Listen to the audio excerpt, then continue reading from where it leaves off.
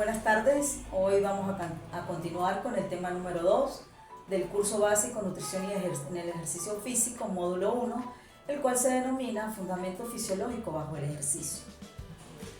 Mi nombre es Iraima de Jesús, como ya todos me conocen. Bueno, aquí dejo mi resumen curricular para que estén pendientes acerca de mi compromiso como profesora universitaria y como facilitadora en este curso que se va a dar a través de la Facultad de Medicina. Para dar inicio vamos a hablar un poco hoy de lo que es la fisiología del ejercicio, de qué manera nosotros podemos integrar todos los conocimientos para ver qué produce o qué se produce en la contracción de cualquier ejercicio físico, de un atleta, deportista o cualquier persona que realice algún ejercicio físico. En la primera lámina vamos a hablar un poco de lo que ha sido la evolución del ejercicio, es decir, que desde nuestros antepasados, hace millones de años, pues vemos que la persona se trasladaba o los animales se trasladaban en 4 patas y que su columna vertebral pues era algo curva, no era erguida, y que a través de la evolución pues esto ha venido evolucionando, como lo dijo muy bien Darwin en el origen de la vida, que es simplemente una evolución natural que ha procedido a través del tiempo y donde vemos cambios desde la composición corporal hasta la parte cognitiva, el desarrollo del cerebro, hasta llegar hasta nuestro momento, nuestra era actual, donde el hombre se desplaza a través de sus pies de una forma erguida y que a través de la alimentación y otros componentes ambientales pues ha venido a mejorar la evolución desde el punto de vista fisiológico, físico y cognitivo del ser humano. Para hablar un poco de la historia, vamos a recordar lo que dijo nuestros investigadores antecesores de la historia, que ellos hablaban que qué era la fisiología del ejercicio, desde cuándo hablamos de fisiología del ejercicio, y es desde la antigua Grecia hasta la actualidad. El acervo de saberes y conocimientos integrados en la antigua física aristotélica se ha ido degradando y organizando en nuevas ramas estructuradas del conocimiento que han llegado a la aparición de nuevas disciplinas para determinar lo que es el ejercicio o la fisiología del ejercicio. En la antigua Grecia, physis, desde el punto de vista, ellos denominaban que la naturaleza formaba parte de ese conjunto de estudio fisiológico que tenía que ver con el desarrollo de la personalidad y la fisiología de cualquier persona. Pero más tarde, desde el punto de vista de los romanos, ellos usaban el latín exercitium, usando para referirse a los movimientos corporales repetitivos que denominaban actividad física. Entre las numerosas acepciones que tiene la palabra ejercicio, en español la Real Academia de la Lengua Española define el ejercicio como cualquier movimiento corporal repetitivo destinado a conservar la salud o en cualquier caso a mejorar la salud de la persona o del ser humano. La fisiología del ejercicio también se ha denominado fisiología del esfuerzo. ¿Por qué lo llamamos así? Porque el esfuerzo se define, según la Real Academia, como el empleo energético de la fuerza física contra un impulso de resistencia, como el empleo energético, el vigor o una actividad de ánimo para seguir venciendo dificultades, es decir, como cuando realizamos un levantamiento de pesa. Lo más actual de la fisiología sería, desde el punto de vista de denominar la Sociedad Americana de Fisiología, ellos hablan que la ciencia que estudia la naturaleza de los organismos vivos en la vertiente funcional, es decir, el estudio del funcionamiento de los diversos órganos, sistemas y aparatos de los seres vivos y su regulación e interacción, que van a ser los puntos que vamos a tratar en este tema durante la presentación. La fisiología del ejercicio abarca ciertos aspectos importantes desde la Sociedad Americana de Fisiología. Ellos hablan que hacer ejercicio, la fisiología del ejercicio es el estudio del funcionamiento de órganos, aparatos y sistemas del cuerpo humano. Es la manera de integrar la parte molecular, el funcionamiento del cuerpo entero y la biología molecular. Otras partes nos mencionan que el estudio de mecanismos que limitan el rendimiento y funcionamiento de órganos y sistemas en condiciones de estrés. Y por otra parte también estudian las adaptaciones temporales ocasionadas por el ejercicio en la estructura, funciones a nivel celular, molecular, tisular y sistémico que integran el cuerpo humano. Así pues, conocido cada uno de estos conceptos, vamos a definir que la fisiología del ejercicio como ciencia estudia el funcionamiento de órganos, aparatos, sistemas, componen un organismo que tienen interacción entre ellos y el medio externo y que hacen posible realizar el ejercicio físico. Entonces, denominamos por qué es tan importante conocer los componentes para realizar un ejercicio físico. Uno de los principales elementos que permiten el avance científico en el campo de la neurociencia fue la comprensión de lo que es la neuroplasticidad, palabra hoy muy usada y de moda, donde nos ha permitido ver, investigar estudios recientes de la importancia que tiene en el desarrollo cognitivo, tanto en la edad adulta como en las primeras edades de la vida.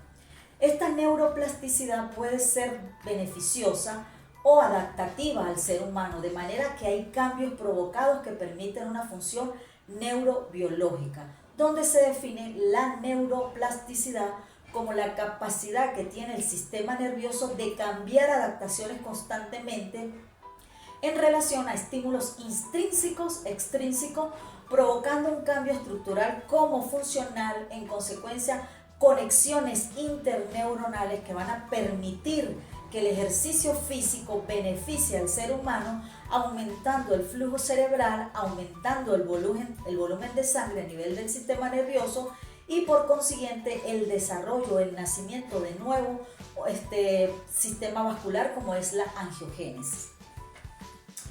Aquí hay un estudio que nos habla del año 2019 donde ellos hicieron un estudio con personas y midieron qué o cómo se comportaban aquellas personas que realizaban ejercicio y aquellas que no realizaban ejercicio. En aquellas personas de edad adulta que realizaban ejercicio, pues consiguieron que la actividad cognitiva, el recordar, el tener mejor memoria, el llevar un paso desde el punto de vista de desplazamiento era mucho mejor que en aquellas personas que no tenían una actividad física como tal.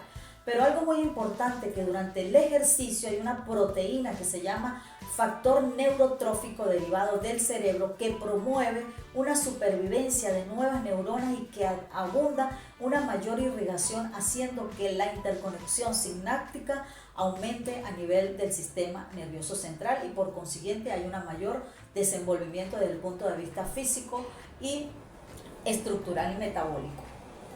Para hablar un poco de lo que es el sistema nervioso central, es uno de los sistemas que se ve involucrado de una manera muy importante en el desarrollo del ejercicio físico. Vamos a recordar de manera muy didáctica lo que es el sistema nervioso, ¿verdad? Es una división estructural y una división funcional. Dentro de esa división estructural tenemos que el sistema nervioso central comprende el encéfalo y la médula espinal, y que el sistema nervioso periférico pues es una red de nervios que nos van a permitir desplazarse por toda la columna vertebral y que van a ser quienes van a irrigar todas esas neuronas que llevan y traen información cuando realizamos algún ejercicio físico. Aquí tenemos la presentación muy esquemática, ustedes se dedicarán a verla, a conversarla, a estudiarla para posterior interpretación de lo que vamos a ver mucho más adelante.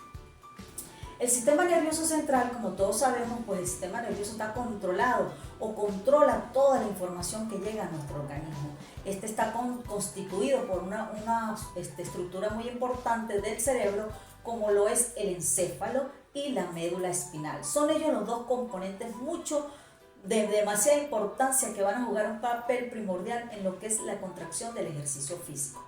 Además de eso, recordemos que el sistema nervioso central se divide en un sistema nervioso central, nervioso periférico, y este sistema nervioso central periférico va a estar lleno de ramificaciones que salen del encéfalo, que comprende 12 pares de nervios craneales, y la médula espinal, 31 nervios que van a irrigar toda esa musculatura, todo lo que es el sistema cardiovascular y todos los sistemas que contienen o que se encuentran dentro de nuestro organismo.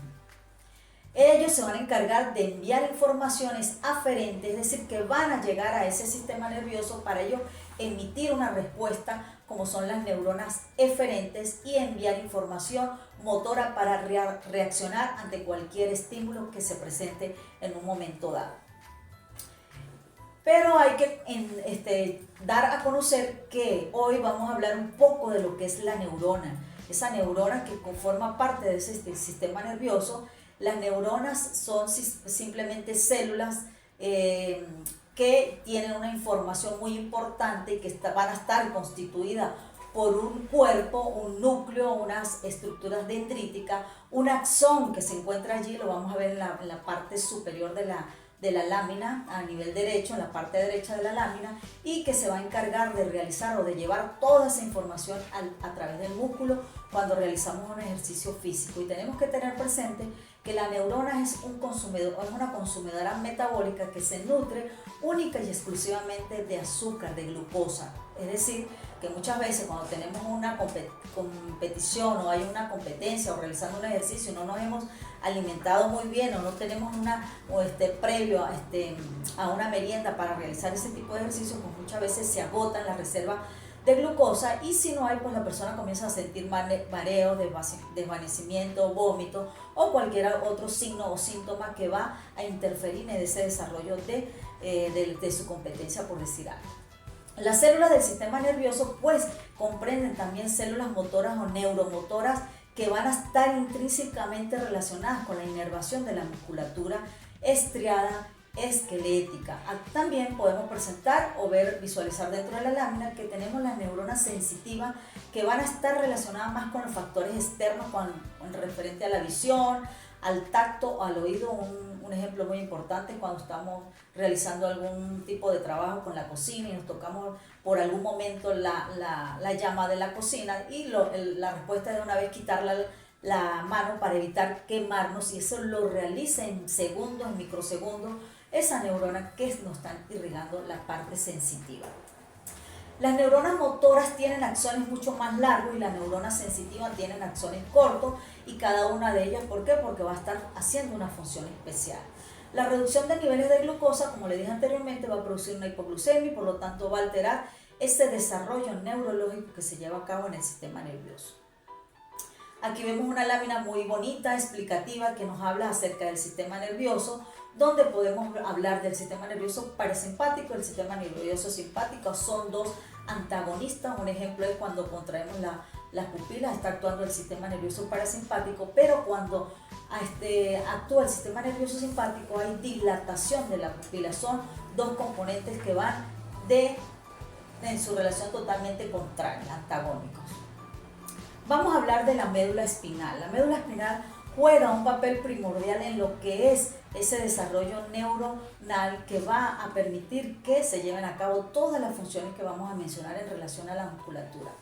La médula espinal es la extensión del nervio que, naciendo del encéfalo, viaja por el interior de los agujeros medulares, por las vértebras, y va a tener funciones muy específicas. Ahí vemos el dibujo, muy importante conocer cómo es la médula espinal, que tiene forma de una mariposa, y la parte blanca que tiene su contenido sin nada de mielina. Entonces se forma de una sustancia gris, una sustancia que tiene forma de hacha o de mariposa, y la sustancia blanca que rodea todo lo que es la médula y que contiene una gran cantidad de mielina, la cual es de gran importancia. ¿Para qué? Para llevar a cabo esa sinapsis que va a realizar la neurona. Los impulsos aferentes viajan por la parte posterior de la sustancia blanca, mientras los impulsos eferentes, los que salen, viajan por la parte anterior de la sustancia blanca, conformando los axones de neurona que discuten longitudinalmente por la médula espinal, mientras que la sustancia gris está formada por somas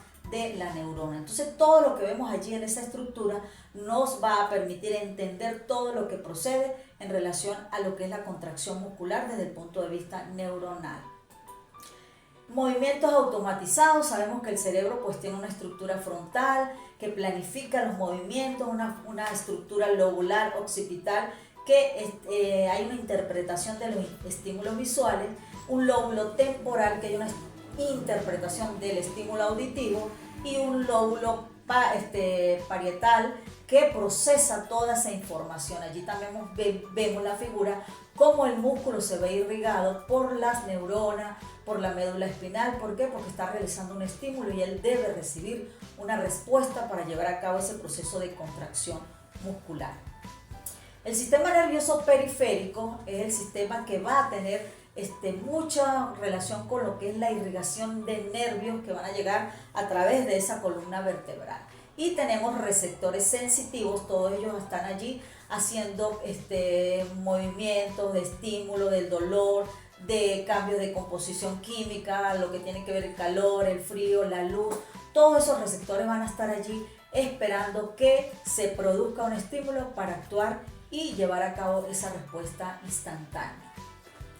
Entonces, ¿qué llamamos integración y procesamiento de lo que es el sistema nervioso? Bueno, la información aferente capta los receptores sensitivos, viajan por el sistema nervioso periférico hasta alcanzar diferentes niveles en el sistema nervioso central. La médula espinal, el tronco encefálico y la corteza cerebral son los tres componentes importantes que van a participar en una respuesta refleja a lo que nos emite ese sistema nervioso. Un ejemplo muy clásico es cuando llevamos un vaso de agua a la boca, por tomar la corteza premotora del lóbulo frontal, planifica el movimiento, luego de este plan de movimiento pasa al área motora que le dice que debe hacer un estímulo de levantar la mano para poder llevarse el vaso de agua a la boca. Eso es un estímulo somático que está haciendo que el bíceps braquial se contraiga. ¿Para qué? Para tomar el agua y nuevamente relajarse y poner el vaso en la superficie, y de esta manera pues está actuando el sistema nervioso con su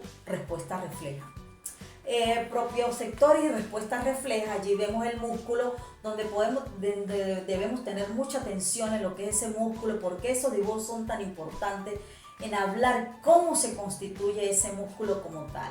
Entonces, los propioceptores son los responsables de la recopilación de información acerca de cambios de posición, de la velocidad angular, de una articulación. Lo más importante de estudiar es el uso neuromuscular y el órgano tendinoso de Golgi. Son dos componentes importantes que están participando en el músculo. ¿Y qué van a hacer ellos? Bueno, sencillamente el uso neuromuscular se encuentra en el vientre del músculo. Allí lo vemos bien dibujado y bien reconocido para saber qué es el uso muscular y qué es el aparato tendinoso de Golgi, que simplemente es el tendón, cómo se inerva y cómo va a llevar esa función refleja hasta la médula espinal. ¿Para qué? Para emitir una respuesta sináptica que vamos a hacer en cualquier momento de lo que esté dependiendo de ese estímulo.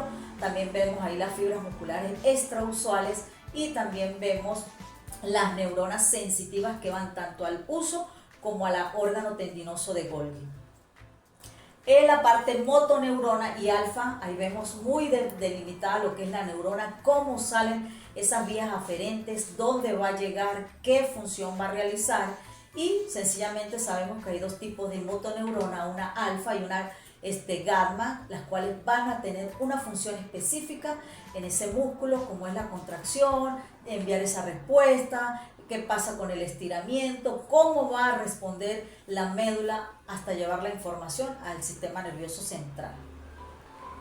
Reflejo miotático tendinoso de estiramiento, ahí vemos un dibujo donde cómo hacemos cuando nosotros hacemos un estiramiento a nivel de músculo particular. Ahí vemos el músculo, cómo tiene su músculo definido, vemos la médula cómo irriga, y el hecho de haber estirado y volver a contraer la pierna, pues hay una respuesta refleja que ya hemos mencionado, que participan células o fibras musculares contráctiles que van a estar irrigadas por el sistema nervioso central, ¿verdad? Y que a través de la médula espinal pues vamos a ver cómo va a ser ese reflejo, qué respuesta va a recibir o qué vamos a enviar al sistema nervioso para recibir respuestas en relación a ese estímulo que se está presentando.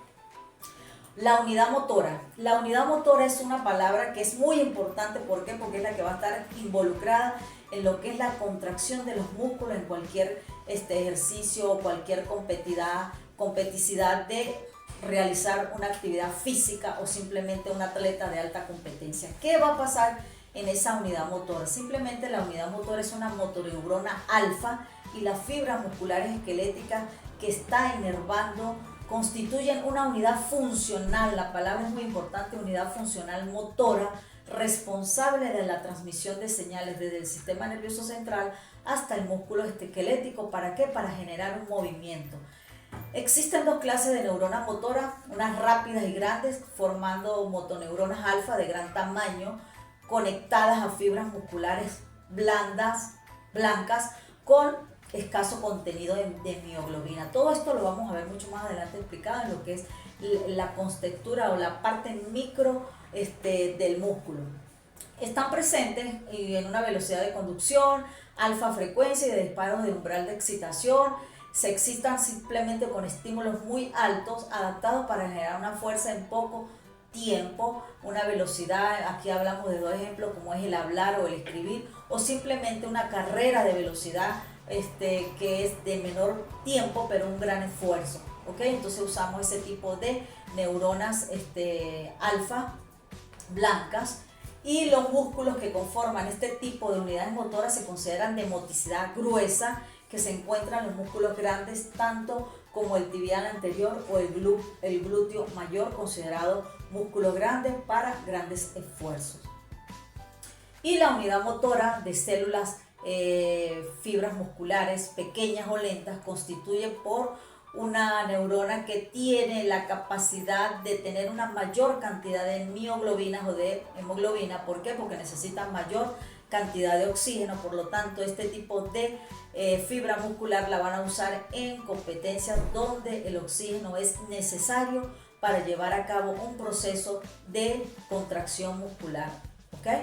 Entonces ahí vemos el dibujo, vemos la irrigación, cómo está irrigado ese músculo, las fibras neurona tipo 1, las fibras neurona tipo 2 y qué función o qué característica importante. Ya sabemos que hay una blanca y hay unas lentas o pequeñas que son de color mucho más rosado, mucho más rojo en relación a las blancas. Como su palabra lo dice, hay carencia de mioglobina para realizar los esfuerzos musculares.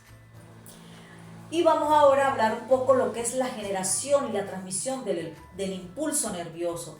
Nuestros músculos reciben un impulso nervioso, si no, no se pudieran dar la contracción muscular o la relajación de ese músculo. Entonces, ¿cómo podemos definirlo? Allí vemos una generación de transmisión del impulso a través de una neurona y vemos que hay moléculas de sodio, moléculas de potasio y hay además unas especies de canales que van a permitir entrar o salir, y los vemos que unos están cerrados y otros están abiertos. ¿Qué pasa allí en esa lámina?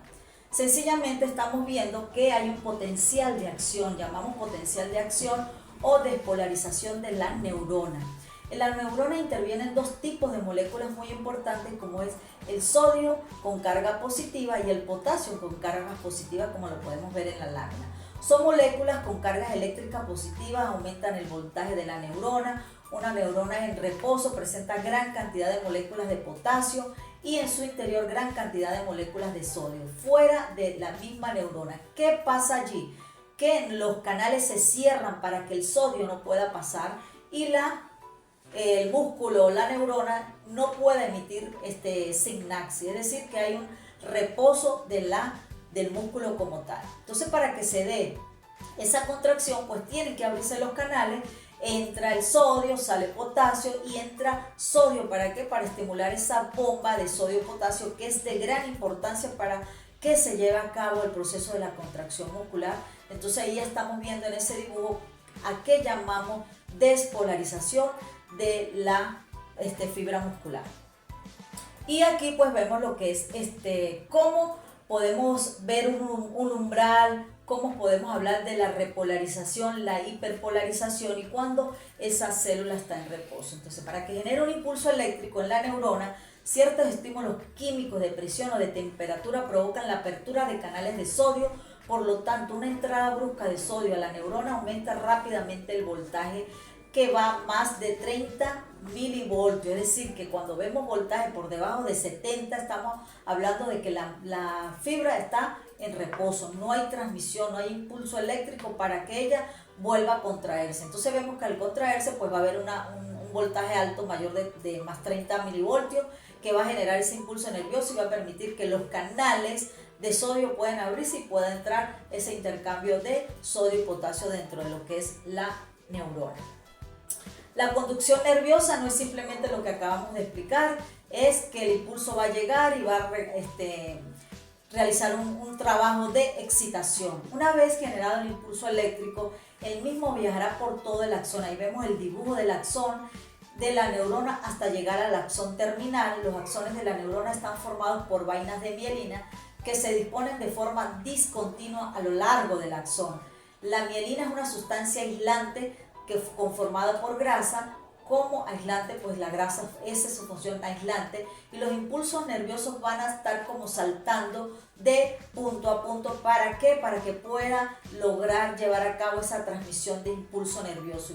Y lo que hace la vaina de mielina es proteger toda esa parte neuronal del axón. Entonces, esta conducción nerviosa se denomina conducción saltatoria gracias a que la vaina de mielina, el impulso eléctrico, viaja en salto por ese axón que permiten la velocidad de conducción hasta lograr atravesar todo el axón y llevar a cabo la sinapsis que se da en el tejido muscular junto con el tejido nervioso. Aquí lo vemos de una manera muy práctica, la neurona presináptica, el punto de sinapsis, y vemos la neurona postsináptica, lo que ocurre y lo que desea que suceda según ese estímulo que va viajando a través de todo ese sistema nervioso simpático. Aquí vemos la fisiología de la sinapsis, lo que yo les hablé anteriormente, está bien delimitada, tiene sus números en el dibujo que nos dice, mira, el número 1 llega el impulso nervioso al axón. ¿Qué pasa con el número 2? Se abren los canales de calcio, ingresa ese calcio al interior del axón y ese calcio va a hacer que se inicie el proceso de las vesículas de sinapsis, las cuales van a ir siendo liberadas y allí se va a liberar la acetilcolina en el espacio sináptico. Recuerden que la acetilcolina pues, es el neurotransmisor de mayor importancia a nivel de ese sistema nervioso y ella va a hacer que se lleve a cabo ese proceso sináptico y los canales de sodio van a estimular la ATPasa. ¿Para qué? Para que se inicie ese proceso de despolarización y se lleve a cabo la contracción muscular. Cuando todo esto se inhibe porque el músculo está relajado. Entonces vienen otros sistemas que van a hacer que el músculo esté tranquilo, esté relajado. Y la anatomía y fisiología del músculo, vamos a hablar aquí cómo está constituido el músculo como tal. Hablamos que el músculo está constituido por fibras musculares, ahí lo vemos muy delimitado en el dibujo de una manera muy gráfica, entendible.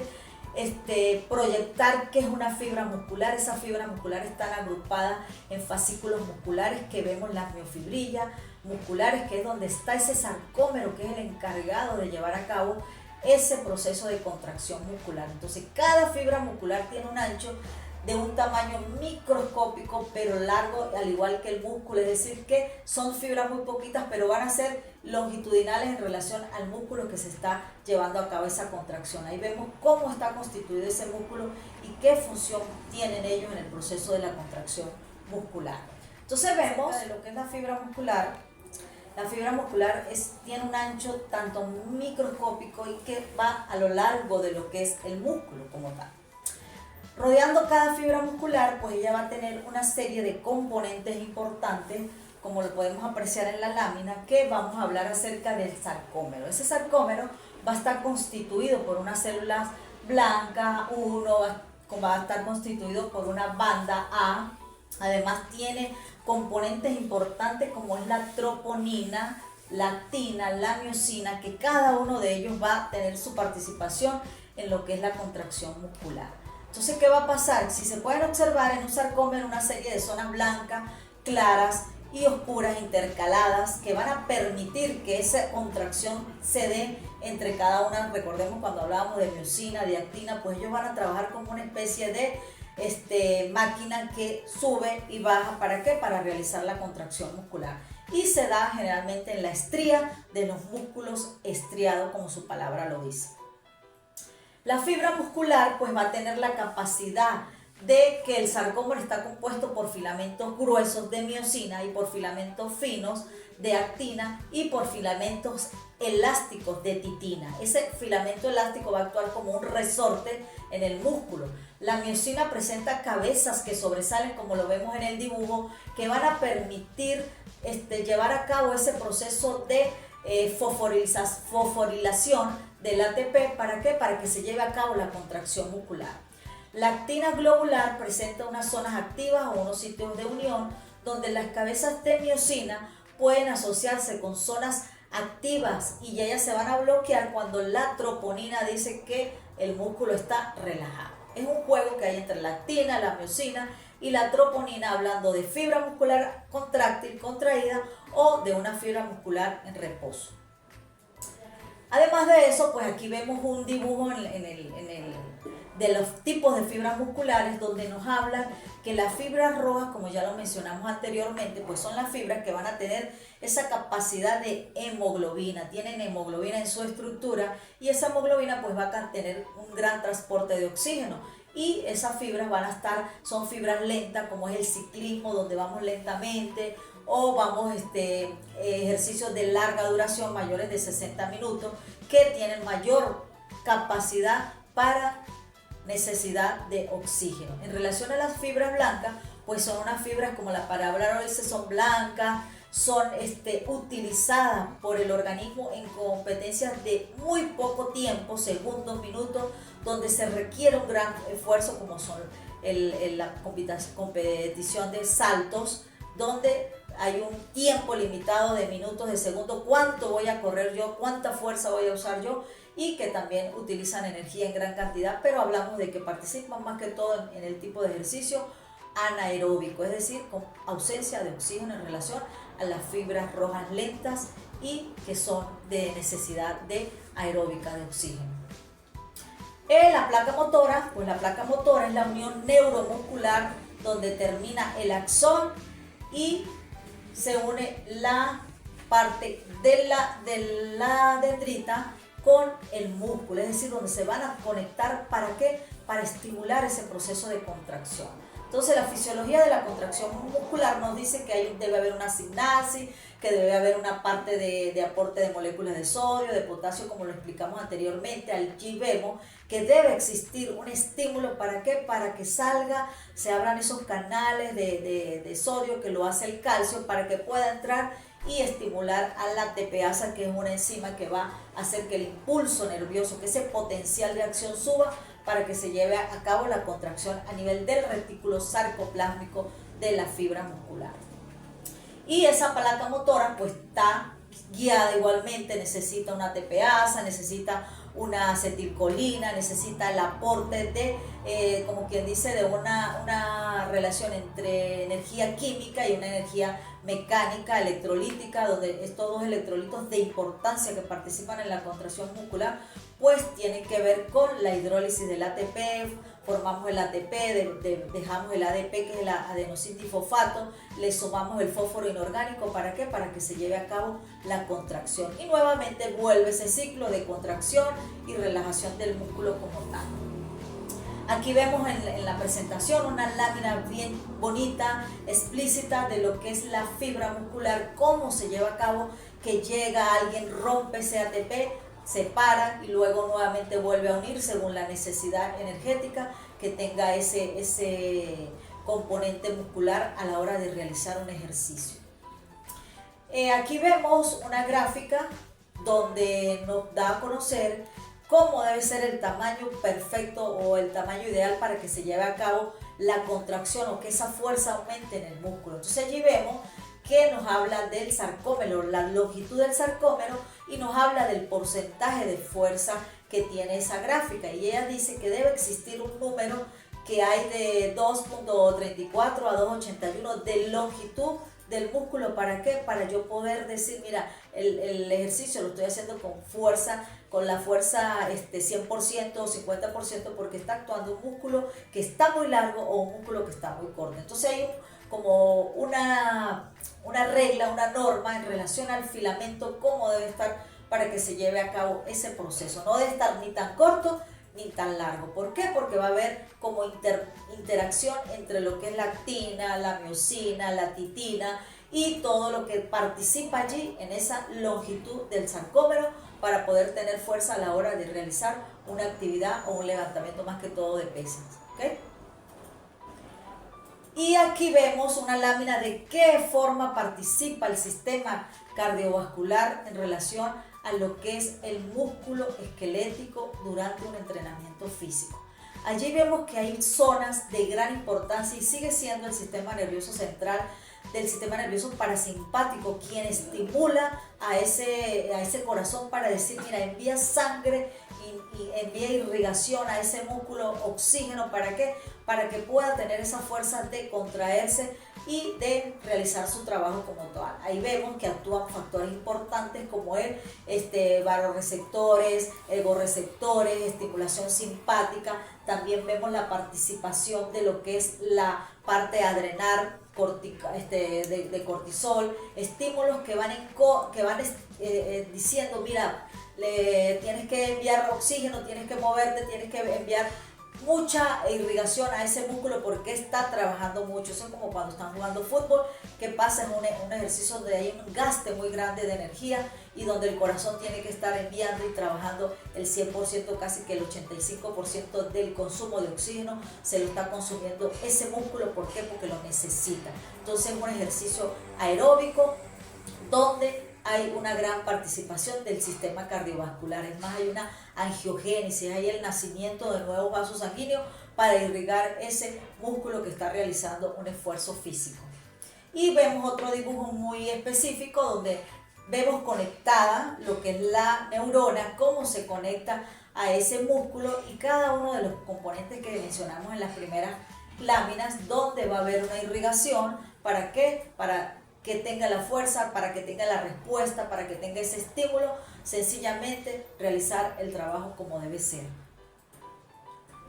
Y el sistema respiratorio, pues el sistema respiratorio tiene su gran participación en lo que es el ejercicio físico. ¿Por qué? Porque es el que va a intercambiar esa cantidad de oxígeno que va a salir del pulmón, y el sistema cardiovascular o el sistema respiratorio trae el oxígeno y saca ese CO2 para mantener esa oxigenación, esa ventilación pulmonar de una forma lineal en el proceso del ejercicio. Entonces ahí vemos que el músculo pues necesita una gran cantidad de oxígeno para llevar a cabo todo ese proceso energético, que será uno de los siguientes temas que vamos a discutir a profundidad en lo que es el curso, de los componentes energéticos que necesita el músculo.